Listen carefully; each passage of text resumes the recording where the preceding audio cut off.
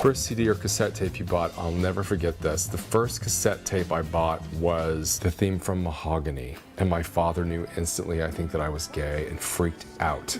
And I remember that because I saw his face physically drop. And he literally said to me, "Are you sure you don't want to return that and buy Live and Let Die? You really love that song," because it was a rock song.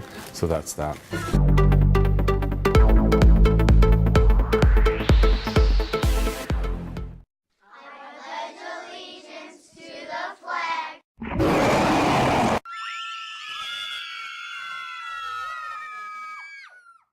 Alrighty, so keeping with our musical theme here, after Glee went off and did the Rocky Horror Picture Show, the interconnection is obviously with Ryan Murphy, who also has been probably one of the most prolific modern day contributors to horror, and not just horror, but in television in general.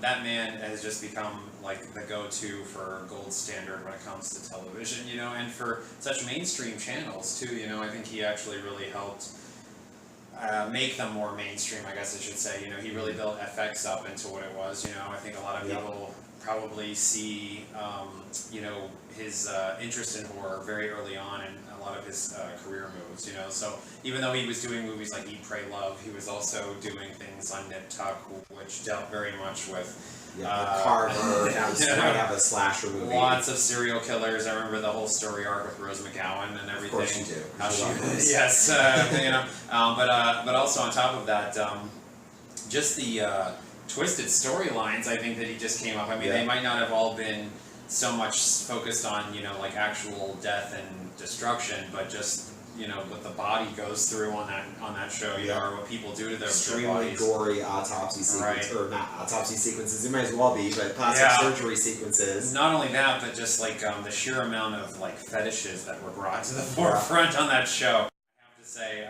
you know, was something that I was not really prepared for. But that all seemed to be great practice for a lot of his other great and wonderful shows. You know, I mean, he's been involved in his most latest endeavor with Scream Queens, which I have to say I really loved because we both had a lot of fun with that. It was very entertaining. And you know, it's crazy because I actually think like what made that show so accessible is I like the fact that it wasn't too gory. I like that they put some of the like tongue in cheek. It was a really tricky tonal. It was kind of like a tonal tightrope that they walked in that show, but they somehow managed to pull it off and just make it really silly and fun, but also have like occasional moments of creepiness. And I have to say, I was very caught up in the murder mystery. I wanted to figure out who was the killer the whole season. I really felt that way too, and I was so surprised in the last episode when they just literally made that the first scene, and I'm like, just like, and yet this is how I did and got away with it, and I don't need the whole. But I mean, I have to almost say, like, again, that's what makes the horror genre so versatile, is the fact that you can have so much fun with it. Like, you can literally incorporate almost every other genre into it. Now it's dramatic and it's like destructive, you know, something like maybe like, you know, what is it, the Human Centipede or torture porny stuff. That's, I think, horror can go overboard. But Ryan Murphy, what I feel like he does with a lot of his series is that he makes them fun. Like, he really makes it great. Like, it's in essence, I really feel like it's true entertainment. Like, he really just knows a way to present just like the perfect, you know, worlds that you can escape in. But yes, the campy goodness, the humor, and I actually like the way that he's actually giving so many actors great parts. You know, like he not only brought Jamie Lee Curtis back into the fray, but I actually kind of like how, you know, he's kind of bringing, like, he's giving people like Nick Jonas a little bit more to do. And I actually have to say, Ariana Grande. Her, and then Emma Roberts, of course. She's like his muse at this point. Yeah, exactly. Boy, did she really! Who would have thought she would have eked out a career like that? You know? What fresh hell is this? Yeah, Scream Queens was so much fun, and it's already available for pre-order on Amazon. And I hope that everybody orders copies because I want there to be more. And it has been confirmed that there is a season 2. Season 2 is coming. They're going to be at a hospital. Right. Dean Munch is going to be there again, I guess, somehow running the hospital. God bless. Yeah. I mean, and I have to say, like, I think it didn't receive quite as much like accolade or praise as a lot of his other shows, but I'm glad to see that it is going to continue because these are characters that I definitely would love to follow. And I like how he's merging the worlds. Like I kind of like how some Glee people are moving into some of his other productions. Yeah, so Michelle, aka Rachel Berry, turned out to be the well, killer on Scream Queens. spoiler alert. That is a spoiler alert. But I actually would like It's to like a see. 6-month-old spoiler alert. Okay, so. but I actually statute of limitations is one. the We both love Scream Queens, and we also both love American Horror Story, It's which crowning glory. is getting ready to start its 6th season, and people have joked that the subtitle this year is Torture the Fans, because they still have not revealed the theme, whereas you usually knew by like April in previous years, although it's premiering sooner. It's going to be on in September.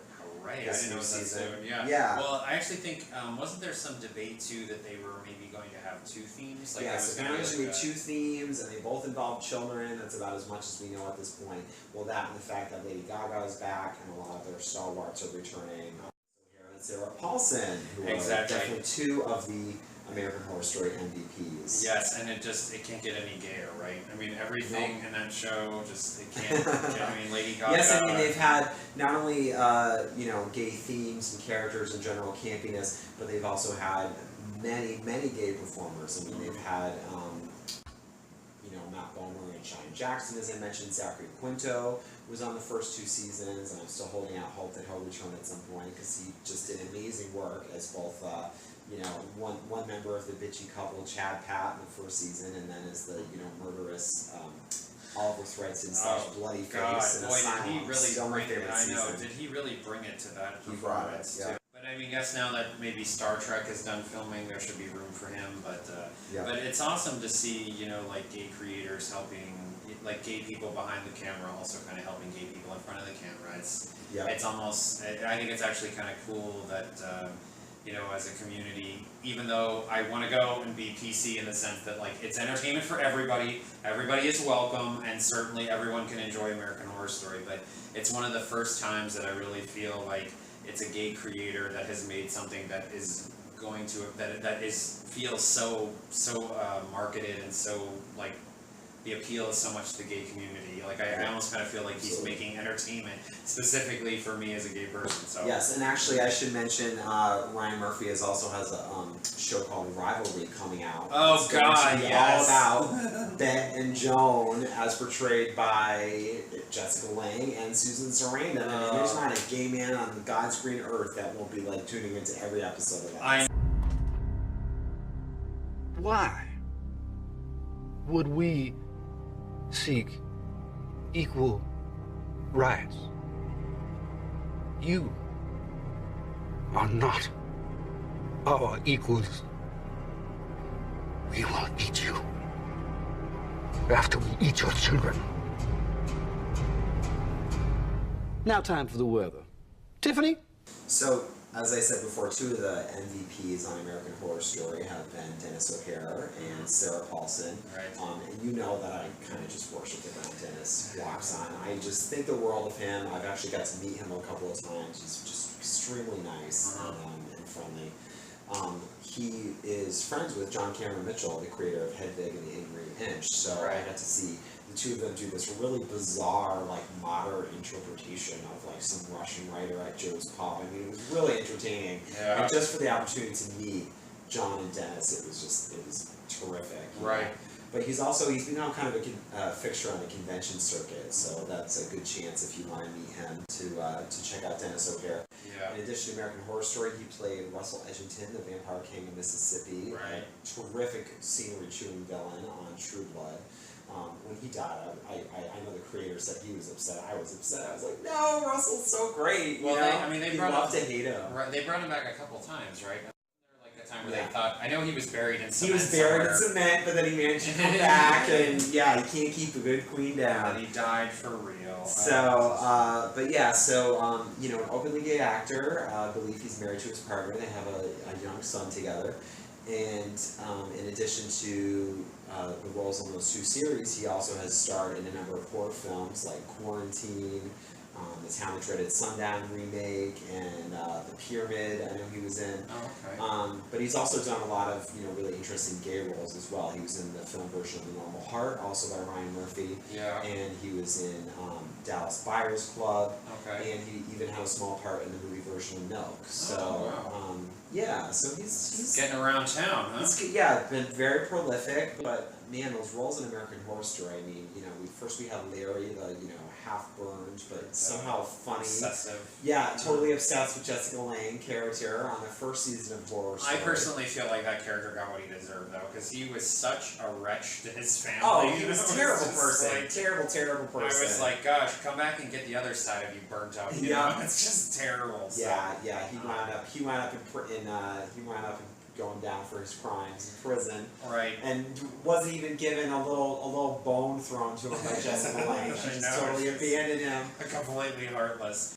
Came back on Coven. I remember reading a quotation from him. You know, Ryan Murphy said, "Oh, the part is very weird. I don't think you're going to want to do it." And he said, "Well, it was weird, but I did want to do it," which was Spalding, the sort of riffraff-esque butler at the house for the Coven. Had his tongue taken out this time, right? Yes, that's right. Yeah, and it was weird that they actually kept it in a box and it like worked again. I have to say, like when it comes to all of the characters that he played on American Horror Story, I think I like Spalding the most out of like the ones that he ended up getting cast in. Well, he was gay and applied like to be extremely mammoth fun wing, on yeah. Freak Show.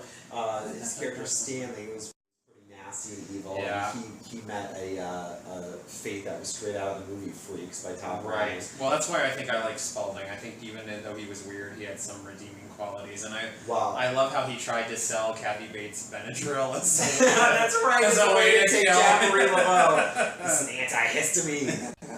Well, you have to see Hotel because his role in Hotel was absolutely my favorite. He plays the transgender Liz Taylor, and she just emerges as the heart and soul of that season by the end. I mean, it really becomes this sort of great character arc for Liz. I mean, she just had killer one-liners and such a distinctive look. You know, the bald head and the dangling earrings and the fabulous outfits, and you know all these lines like "cut me and I bleed Dwar." I mean, he was phenomenal in that season. He actually walked the red carpet for the Golden Globes in high heels, which I thought was fantastic, and I still think he was robbed for that nomination. How Lady Gaga got one and not him, I'll never know. But yeah, so maybe Liz Taylor will take Spalding's place on my list, but I have not seen Hotel yet, but I am dying to because I heard it was like a pretty big deal. Yeah, like that was like another highest rated season. One of the best seasons since Asylum, which was my personal God, favorite. now I'm so excited. I think it must be good when they're like self-contained, you know, like one is in an asylum and one is in a hotel. Like maybe it's good, maybe it works better when they're just sort of contained to like one location, so it sounds like a lot of fun. Speaking of Asylum, I really felt, and I think most would agree, that the heart and soul of that season wound up being Sarah Paulson and her character Lana Winters. It was the story. I was going to do anything to get that story. I just didn't realize how much it was going to cost. Which is interesting because season 2 was such a benchmark for American Horror Story, I think, just because I felt like that could have gone in any direction. And it was real interesting because for a while there I really thought that Lily Rabe's demon-possessed nun was going to be kind of like the focal point, like was going to kind of take over the show. And then of course they follow Jessica Lange, but Sarah Paulson really has been she's been really pulling up steam on that show. I mean, she's almost like she's been amazing. Not only do I think that was probably her like career defining. I mean, I think that not only did that thrust her out there into getting more fame and notoriety, but I actually think it's like the breakout role of her career. Because she's been around for a while and other things, but she appeared in all sorts of things like Down with Love and like just various movies and TV shows. But yeah, that's what really put her on the map. And you know, with Asylum, I mean, they really tackled gay issues. I mean, what it was like to be a closeted lesbian in the 1960s.